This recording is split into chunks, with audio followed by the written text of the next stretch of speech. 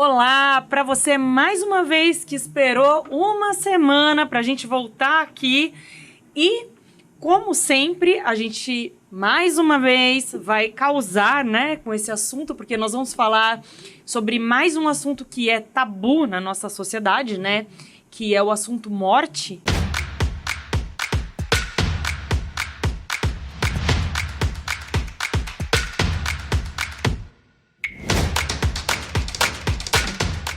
Ninguém quer falar sobre morte. E vamos falar de alguns aspectos que envolvem a vida e a morte, como paliativismo, eutanásia. E para isso eu trouxe aqui a jornalista Luciana Botafogo, seja muito bem-vinda. E também o Gustavo Bauer, que é veterinário, né, veterinário de animais exóticos, né, e que vive, né, embora não seja com seres humanos, vive um dia a dia com essa questão, né, da eutanásia. Tudo bem com vocês? Tudo bem, obrigada pelo convite, prazer estar aqui e participar desse Pode Causar. Tudo bom, obrigado pelo convite e vamos falar de coisa ruim. De coisa ruim. Tá bom, vamos falar de coisa ruim. Eu quero começar perguntando sobre a questão da eutanásia, né? Embora esse programa não seja um debate, né? Nós vamos fazer um bate-papo, assim. Na minha opinião, não embasada, eu levo sempre em consideração, né? Então, assim, quero deixar claro aqui que é achismo mesmo, né? A autonomia, né? A autonomia o decidir por si, né? Então, eu queria perguntar, começar perguntando, Gustavo, para você, Luciana pode intervir a hora que quiser, né? O que você acha sobre a eutanásia? Você acha que seria possível? E quais são as questões que envolvem essa liberação da eutanásia no Brasil ou não? É muito complexo, né? Mas eu acho que antes da gente chegar no assunto eutanásia, vale a gente pontuar 3 conceitos, né? Que vai mostrar um caminho para a gente fazer essa discussão. Sobre a questão da morte, principalmente no sistema de saúde e tal, a gente tem a distanásia, a ortotanásia e a eutanásia. Onde a distanásia seria o prolongamento do sofrimento até culminar na morte. A ortotanásia seria a morte natural, a morte que seria, que a gente fala que é não viver nem um dia a mais e nem um dia a menos, né? E teria a eutanásia, que seria a interrupção da vida. Nesse sentido, eu acho que existe muita confusão, né? Porque muitas vezes a gente não entende o que é eutanásia, a gente só pensa na questão do sacrifício e acaba tendo isso e fica difícil de lidar. E até um dos pontos que eu já poderia colocar como uma dificuldade de liberação. Porque quem é capaz de decidir sobre isso? E com qual embasamento? Será que a pessoa que está acamada ou que está com uma doença terminal, ela tem condições de decidir sobre a condição clínica dela, né? Porque o fato de ter uma doença terminal não significa que vá sofrer, né, infernalmente até o dia da morte, porque a medicina ela tem capacidade de amenizar sofrimentos. Então, eu acho que a gente começaria por aí. E ainda assim, se a gente fosse pensar, imagina num ambiente, numa situação hipotética onde a eutanásia fosse liberada. Se a gente for colocar isso pelas classes sociais, uma pessoa que é lá estudada, que tem, né, acesso à informação e tudo mais, talvez tenha mais capacidade de decidir sobre isso. Agora, a grande parte da população, ela vai ficar apoiada na decisão exclusivamente técnica de uma equipe de médicos que está lá, porque ele não vai ter capacidade de decidir sobre o que é melhor para ele, ou para o ente que está acamado, em coma, sei lá. Mas a pessoa que está com dor, ela não tem capacidade de definir se a dor dela, o sofrimento dela é o suficiente para... Você falou de interrupção da vida, né? Eu pergunto sobre abreviação de sofrimento. Mas né? assim, é complexo e realmente assim, o que acontece? Por lei, se você abrevia o sofrimento, se você causa a morte intencionalmente, é homicídio. Então já tem uma barreira aí. E realmente assim, que dor? Porque a dor pode ser amenizada. E existem milhões de técnicas dentro da medicina para amenizar essa dor, para que seja possível você caminhar com esse problema, você entendeu? E o grande, talvez assim, o meu argumento que eu vou deixar aqui, né, dentro de tantos, é a relativização da vida. Então quer dizer o quê? Que diante de algumas circunstâncias vale a pena eu viver, diante de outras não vale a pena eu viver. Só que se eu começar a relativizar isso, qualquer um pode relativizar isso. Então, assim, como já foi visto em regimes de ditadura e tal, pessoas julgaram que algumas etnias não mereciam viver, outras sim, ou que você... Então, acaba sendo muito delicado de decidir isso e de colocar isso. Então, relativizar a vida seria o maior problema. E talvez, né, as pessoas podem não conseguir acessar isso, outras sim. Então, fica muito difícil de você fazer esse julgamento de valor, sabe? E eu acho que por isso é tão complicado. Mas existem tantos outros argumentos aí na história, sabe? Qual que é a sua opinião, Luciana? A minha siamesa se foi, eu sabia que não tinha mais jeito, porque ela já tinha 17 anos, aí o problema de saúde apareceu, fui tentando, e o veterinário optou, né? Falou, você pode optar pela eutanásia, eu não quis. Eu acho que enquanto respira ainda tem possibilidade. Aí eu levei ela para casa, ela morreu em casa, mas eu não tenho coragem, porque depois eu ia me sentir mal. Eu já me sentia mal de vê-la naquela situação. Aí eu pensei, ela está respirando, eu vou interromper a vida dela, depois como que eu vou ficar psicologicamente? Não. Mas aqui, né, a gente, óbvio, tá falando sobre... Você tá falando sobre um animal que não tem a capacidade de discernimento, de decidir por si, né? Gustavo também, no dia a dia, trabalha com animais, né? E quando a gente coloca isso pro ser humano, né? Ui! O que a gente deve... O que você acha que deveria se levar em conta? Bom...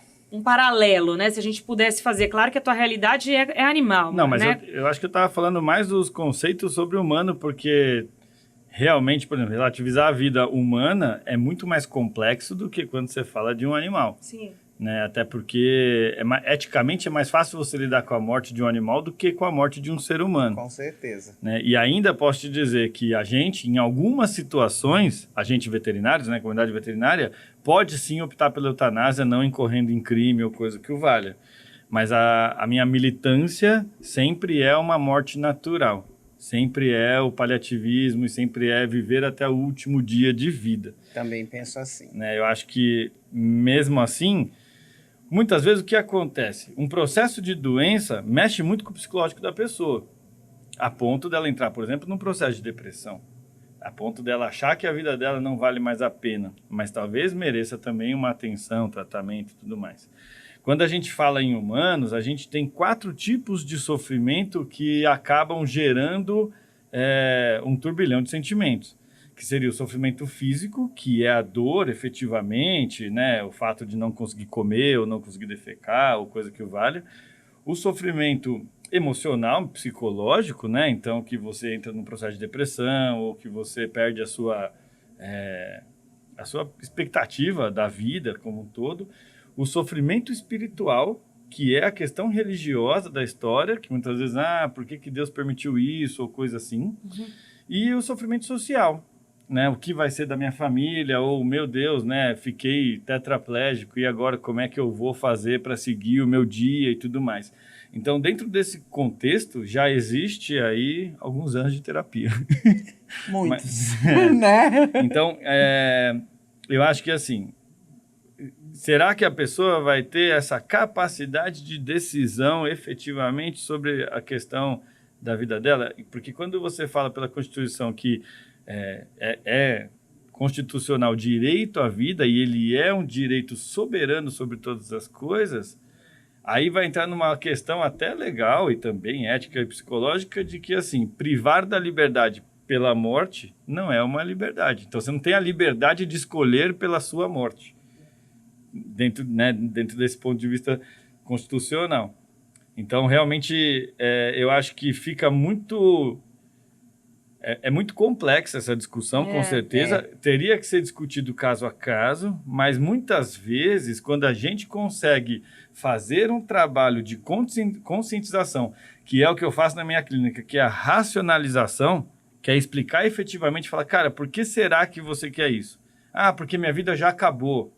Não, calma, não acabou. Tem tantas coisas que podem ser feitas, né? A racionalização, muitas vezes, faz abrir horizontes. Né? E aí a gente vê N histórias de superação sobre todas essas coisas e tudo mais. E é diferente, por exemplo, se você está numa condição de não conseguir, por exemplo, respirar sem aparelhos. Se você não consegue respirar sem aparelhos, você pode, e existe por lei, essa regulamentação da ortotanásia. De você falar assim, então desligue os meus aparelhos e eu vou até onde der. Porque, na verdade, você não intervir para prolongar uma vida que sem aparelho ela vai cessar naturalmente, né? Você acabou de descrever o conceito de distanásia. Distanásia. Por que eu vou prolongar o sofrimento desse paciente? Você entendeu? Entendi. Mas eu posso fazer o quê? Ah, se eu for internado e eu precisar de intubação numa condição de doença irreversível, de não cura, de não possibilidade de cura, não me intubem. Não me, transfundam.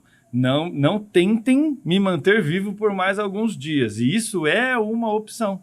Que aí é o lance que entra na questão cultural do Brasil de ser pouco discutido o fim da vida. Ninguém conversa, ninguém senta numa mesa de jantar e conversa o que vai ser de mim quando eu morrer. É verdade. Eu nem toco nesse assunto. Então, mas deveríamos, né? Com certeza. Porque é a única coisa certa, né? Infelizmente. Única coisa certa e natural, né? Que esse dia vai chegar. E por que será que a gente foge tanto, né, desse... É a cultura de cada país. Olha só o Dia de los Muertos do México, que eles comemoram a morte. E eles veem a morte como um rito de passagem.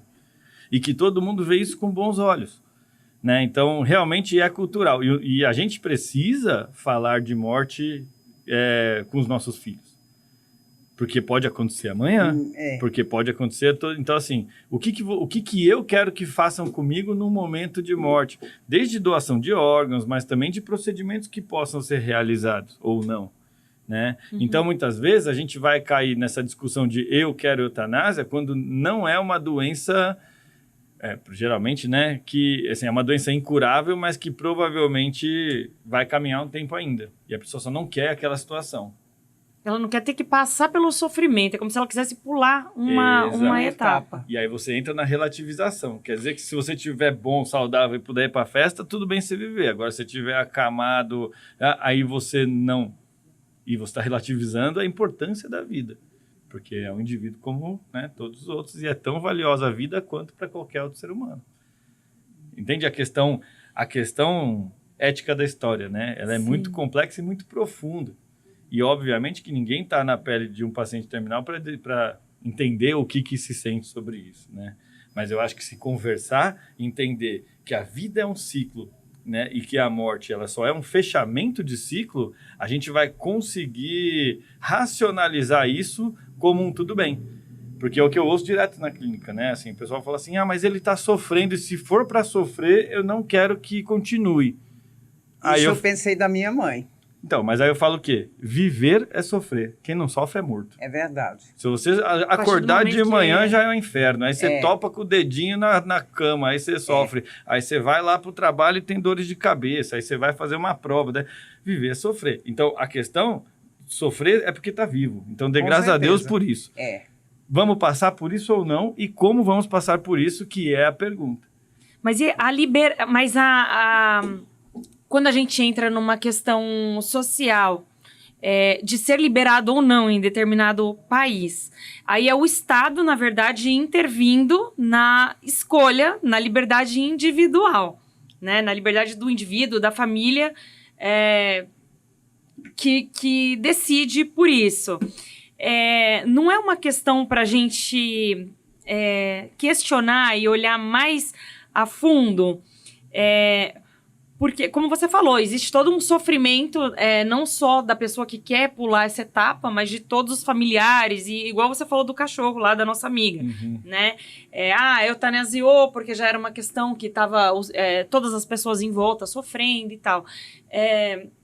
O que você pensa sobre isso? Sobre a liberdade individual ser... Então, se você vai liberar a eutanásia, na verdade, para mim, a eutanásia é pena de morte. Porque isso é interrupção de vida. Você pensa que é a mesma coisa? É a mesma coisa. Assim, é a mesma coisa no sentido conceitual da história.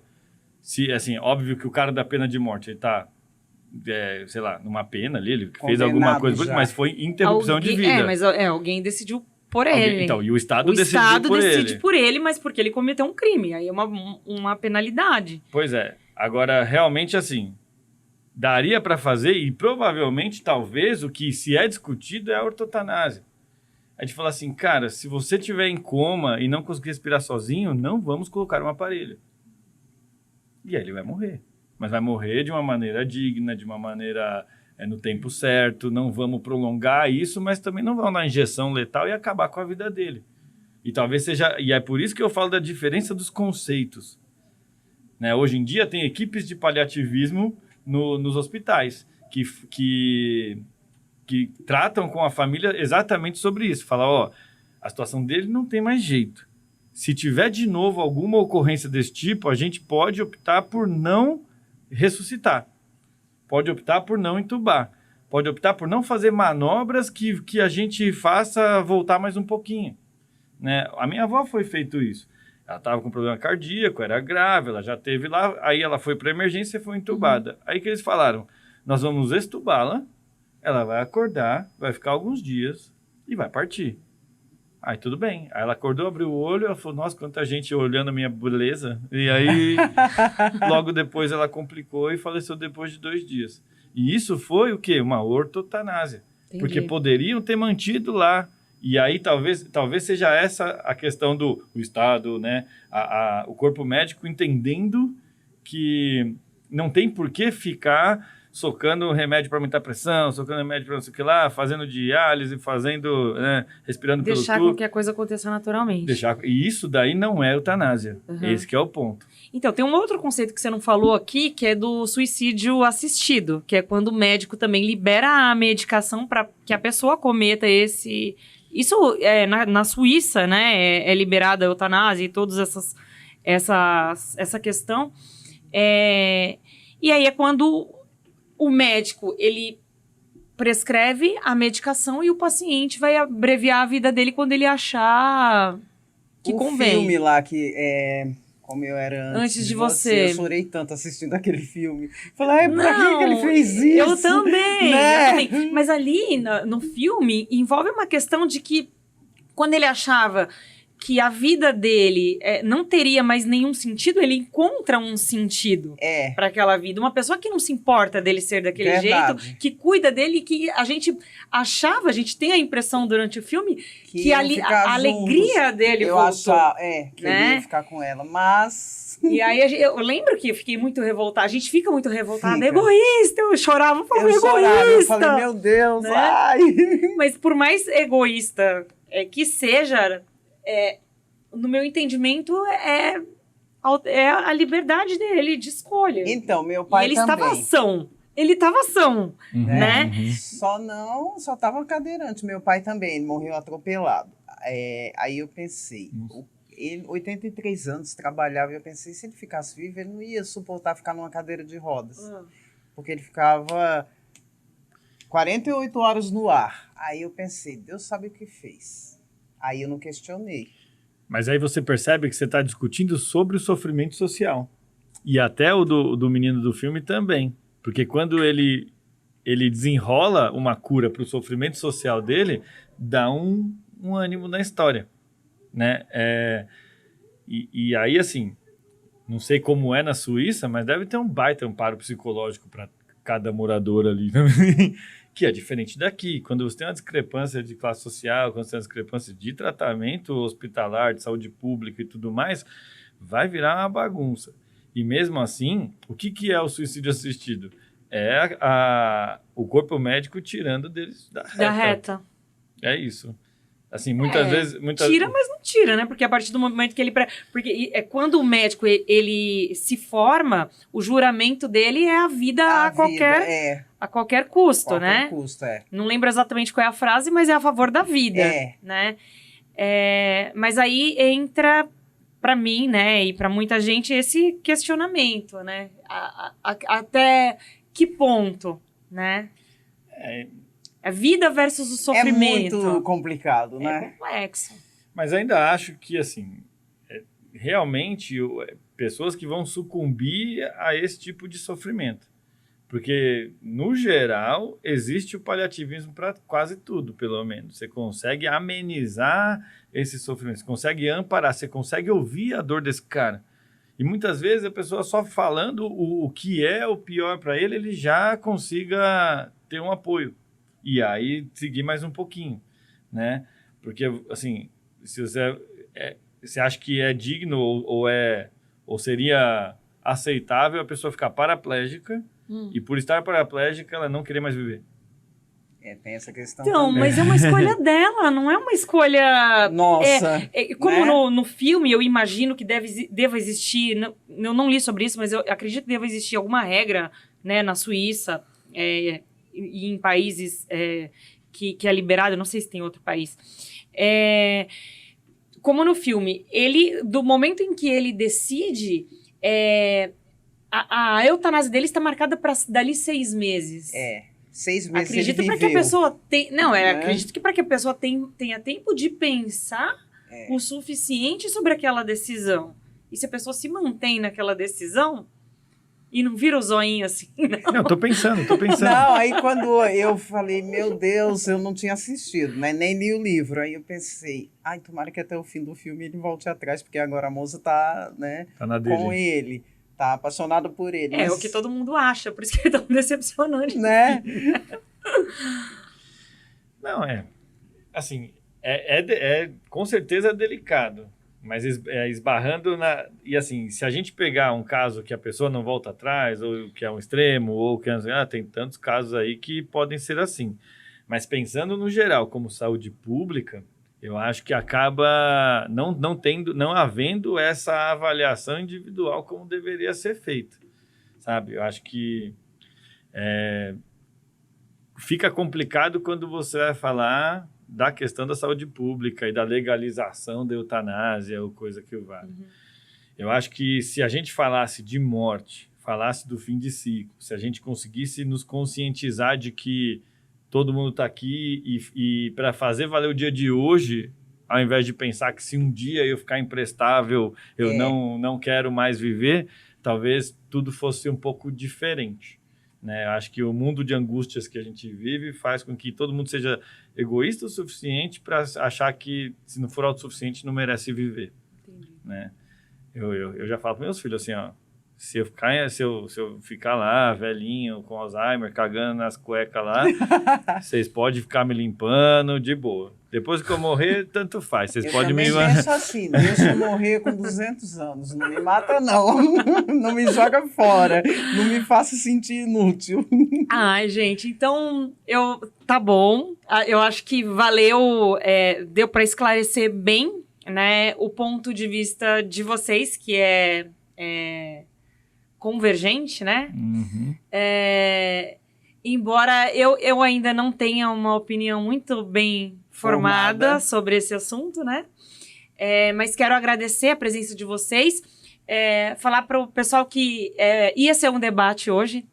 A gente teria numa ponta uma pessoa contra e outra a favor, e acabou não dando certo. Então, eu acabei arrumando uma outra pessoa para esclarecer, né, o ponto de vista contra a eutanásia. Mas que se você é a favor e você tem argumentos o suficiente para debater e rebater tudo que foi falado aqui, por favor, deixa lá o seu ponto de vista. Lembrando que quem não sabe atacar o argumento, acaba atacando sempre o argumentador. E esse não é o objetivo. Eu quero que você tenha argumentos e coloca lá nas nossas redes sociais, no Instagram, @podecausar, né? Pode comentar também no meu, né? Me seguir lá no @linebergamini no Instagram. E muito obrigada pela presença de vocês. Eu que agradeço, foi um prazer. Deixa as redes sociais de vocês aqui, quem quiser conhecer um pouco do trabalho de vocês. O meu Instagram é Luciana Botafogo. Aí para todos. É Luciana Botafogo, todas as redes sociais. Obrigado pelo convite. Desculpa, falei muito, né? Mas a síntese não me favorece. Mas é bom que a gente fica sabendo, né? Fica inteirado. Meu Instagram é gushi.bauer e é o Instagram da clínica @amazupets. Muito obrigada e aguarde o próximo vídeo, que teremos um outro assunto aí que vai causar na cabeça de vocês. Um grande beijo e até a semana que vem.